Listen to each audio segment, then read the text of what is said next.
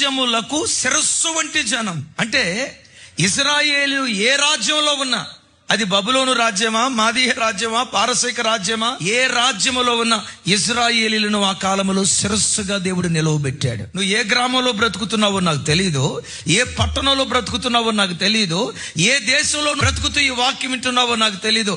ఒకటి ఖచ్చితంగా నాకు తెలుసు, నువ్వు ఏ దేశంలో ఏ రాజ్యంలో బ్రతుకుతున్నా ఆ రాజ్యానికి నేను శిరస్సుగా చూడాలని దేవుడు ఆశపడ్డాడు. బబులోను రాజ్యంలో దానియేలును శిరస్సుగా దేవుడు నిలవబెట్టలేదా? అలాగని దానియేలుది బబులోను రాజ్యమా? కాదే, ఇశ్రాయేలీయుడు. దేశం కాని దేశంలో ఉన్నాడు. నువ్వు ఎక్కడ బ్రతుకుతున్నావో దాని గురించి నాకు సంబంధం లేదు.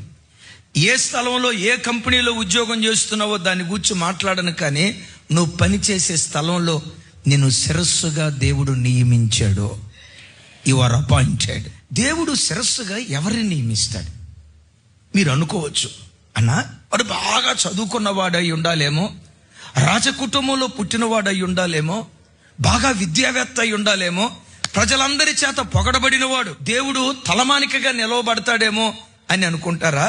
విచిత్రం తెలుసా? భూమి మీద ఏ ప్రజలైతే తృణీకరించబడుతూ ఉంటారో వీడు కులం తక్కువడు, ఇది పేదదే, వీడు దిక్కులేనోడు, ఇది వెధవరాలు, వీళ్ళ బ్రతుకులు ఎప్పుడు అప్పులు అంటారు, వీళ్ళ బ్రతుకే అప్పులు బ్రతుకురా అని సమాజం కొన్ని స్థితిగతులను బట్టి కొందరిని తృణీకరించింది.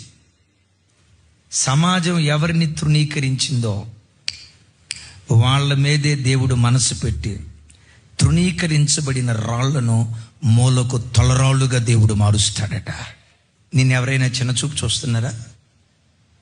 నీ రంగును చూసి, చెల్లి నీ ఎత్తును చూసి, సరైన ఉద్యోగం లేని స్థితిని చూసి, నీ పేద స్థితిని చూసి, ఇదెంత, దీని బ్రతికెంత అని నీ గ్రామం, నీ కులస్తులు, నీ బంధువులు, నీ స్నేహితులు, నీ రక్త సంబంధికులు నిన్ను చిన్న చూపు చూస్తున్నారా? అయితే ఒక శుభవార్త, ఒక రోజు రాబోతుంది, నిన్నే మూలకు తలరాయిగా దేవుడు నిలవబెట్టబోతున్నాడు. నీలాంటి వాడిని రాజ్యములకు శిరస్సు వంటి జనంగా దేవుడు మార్చబోతూ ఉన్నాడు.